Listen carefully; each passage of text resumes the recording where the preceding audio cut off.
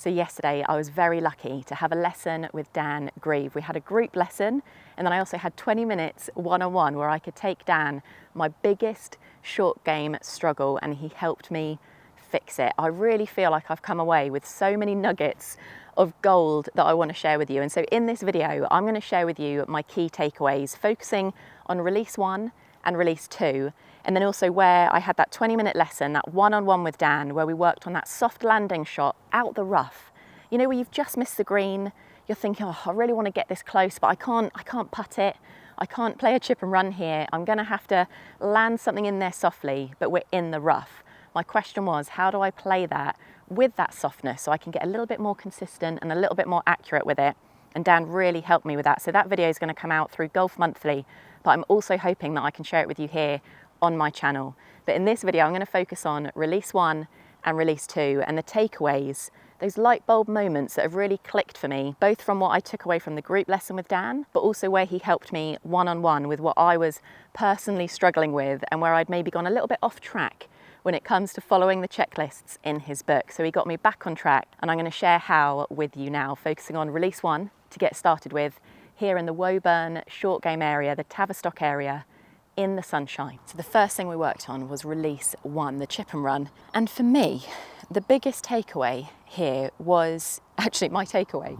So I can get quite active with my hands in my takeaway. This is something, if you followed my channel for a while, you'll know is present pretty much in all of my golf swings, long game, short game. Dan noticed this straight away, that I was very active with the hands. And so the feel he gave me and the drill he gave me to get the feel right was to really feel like I'm taking the club away, starting that takeaway with my left shoulder. And I feel like I've been working on this, but if I'm honest, I think actually what I've been doing is thinking about too much of the shoulder blade. So feeling like the shoulder blade is taking me away rather than actually the shoulder, which gets more of this rotation going on. So the drill that Dan gave me to do is to put my hands out like this, put my arms out, take my hands like this, and just feel that movement, really feel like I'm sort of pushing this away and feel that feeling in the shoulder to create and initiate that takeaway, the start of the backswing. Then on top of that, Dan also gave me a visual to make sure that I don't get too active with the hands, to feel like I'm swinging the club under a coffee table. So really feeling like the hands stay quiet, the shoulder drives that takeaway under the coffee table, and then it's just a case of rotating through. But of course, starting with a solid setup, and I was actually quite happy because I did get an 8 out of 10 for my setup. Again, I've been working hard on this, following Dan's book, Dan's content. And so for that release 1 setup, we've got that close stance like this. And again, Dan did a little test, which I don't think I'll failed, be able to do, where you knock a ball and it goes between your heels like that. So it's a ball's width there, and then almost having, that's awkward to do, a club there. So we've got the foot flared, skinny stance. We've then also got slightly flatter wrist than the other shots that we've got, because we don't want as much sort of the low hands going on here. So coming in, but another key takeaway, which again was just a reminder for me, was not to get really tense with that, not to get really stiff in the arms, but to still feel those triceps tucked, that softness in the arms, but just that little bit of a flatter wrist going on, so that then driving away with the shoulder under the coffee table, we can just rotate through, hopefully. So I've got my 50 degree here. I wanted to use this one, and I'm going to go to this pin here where we've got a little bit of a bank going on, so we don't want it to run too much, which is why I'm going to go 50 rather than a 9 iron, because if we do catch this slope and really get that down slope, she's going to be gone. So I'm going to really try and give this a go, but focusing more on executing the technique, less on absolutely dialing in the distance control, but you know, to get it close would be nice. So I'm coming in, skinny stance, weight left, setting that pivot line, and then I'm just going to feel the shoulder under the coffee table and rotate through. And let's see what we can do here. I felt I got a little bit above the coffee table there, and I just didn't give it enough. So again, you see, this is something where if that was a 9, I possibly could have run on like a lot more, but it also could have run to the side a lot more. So I've just got to be confident. Got to get this up on that bank. I'm going to aim almost for the line of that other pin behind it. Try and land it on there, knowing that with the 50, we have got less run. So we've got to give it a little bit more oomph to start with, land it further up there than we would do a 9. That felt better. Go on. Go on. Yeah, I'm happy with that. I'm happy. Setup wise, I just feel that once I've checked the sort of checklist off of following that setup, getting that right, setting the pivot line, skinny stance, under the coffee table, driven by the shoulder and rotating through, when that setup is there, you just don't have to do anything else to manipulate it. I think I was being quite handsy with chip and runs, and especially with the other shots of release 2, which we'll get onto. I could just feel myself getting a bit too active, having to save something. Whereas with this, it just feels simple. Once we've got these setup fundamentals down, we then just make the move. We don't have to do anything to save it through the swing. So I say this, having stuck only one of the 3 close. So let's try and get a little bit closer, or possibly just match what we just did there. Landing this on that little bump in the green and letting it run. Hang on, I'm going to check myself. We're going to take this seriously. Felt I was a bit wonky there, so it's coming in, making sure we got a skinny stance, weight left, soft triceps tucked, and then just under the coffee table and rotate.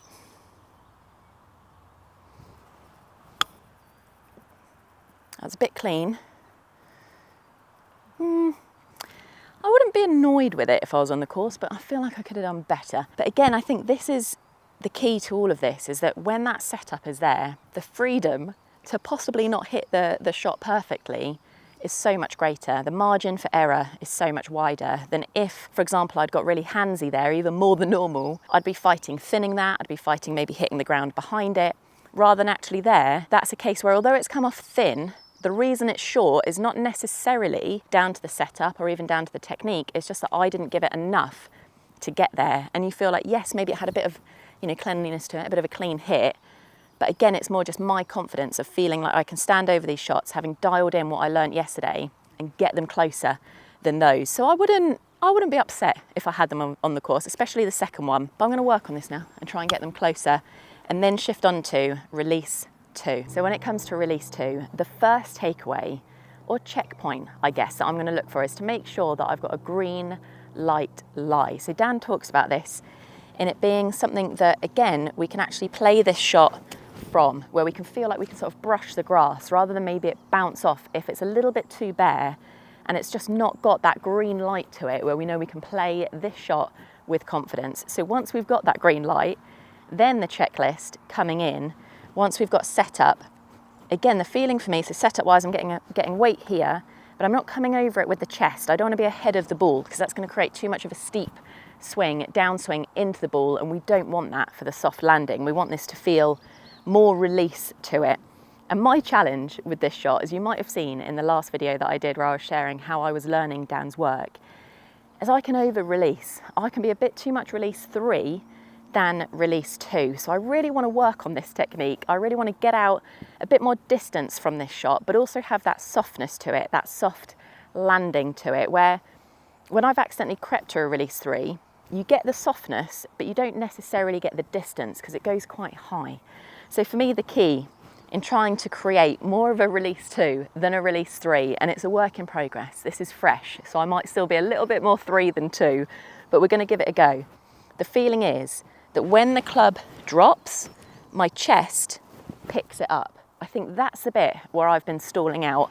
I've been getting to the top of my backswing, letting the club fall, but then maybe letting my hands overtake a little bit too much. I've been letting it fall, but not picking up the club with my chest and really then coming through to finish the swing. I find that actually I can be quite static over it, and I want to be a bit more fluid. Not swayy, but just feel like I'm getting that sense of I'm not just here and letting the club come through, which again is going to create more of that release 3, a bit more of that early release coming in here, which I've actually got a little bit of in my long game, but we won't get into this. We know long game, short game, very separate. So the focus is in that takeaway, which again, my feeling is the shoulder, replacing this shoulder to get that good turn in the takeaway and backswing, and then club drops and chest picks it up. So I'm really trying to get through the ball a little bit better. Again, these might edge on a 3 rather than a 2, but it's a work in progress. This is what I'm working on. So we're gonna go green light lie. We've got this pin back here. So again, I'm looking to land this probably kind of a nice little soft one halfway onto the green there, because we know it's going to run off, and we know that we've also got something behind it, so we don't want to go running too far past. Let's see what we got.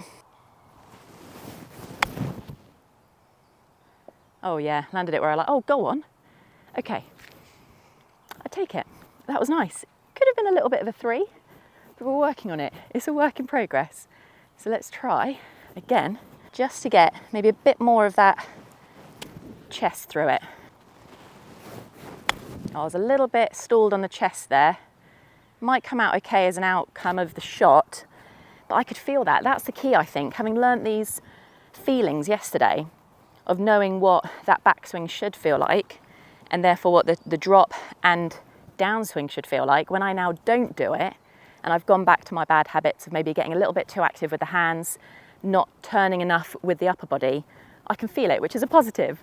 And this is all practice. It's all trying to get these dialed in, putting this into action to build confidence in this shot and take it to the course. So I'm going to go shoulder to shoulder, club drop, chest picks it up, and let's try and just get a bit more of that feeling rather than getting a bit too this.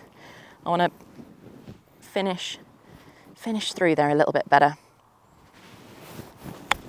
Or could be, possibly the best one yet. So I'm going to keep practicing, especially with that release too. I'm determined to crack that nut, and I think I'm knocking on the door, but I'm not quite there yet. So I'm going to keep working on it. And I'd love to hear in the meantime, what's been something through Dan's work, maybe you've come to his short game school here at Woburn, read his book or watched his content. What's been that one takeaway, one thing that you've put into practice in your short game, your favourite thing that has just made such a difference to your short game, especially when you're out there on the course? I would love to hear in the comments below, and I'll see you there.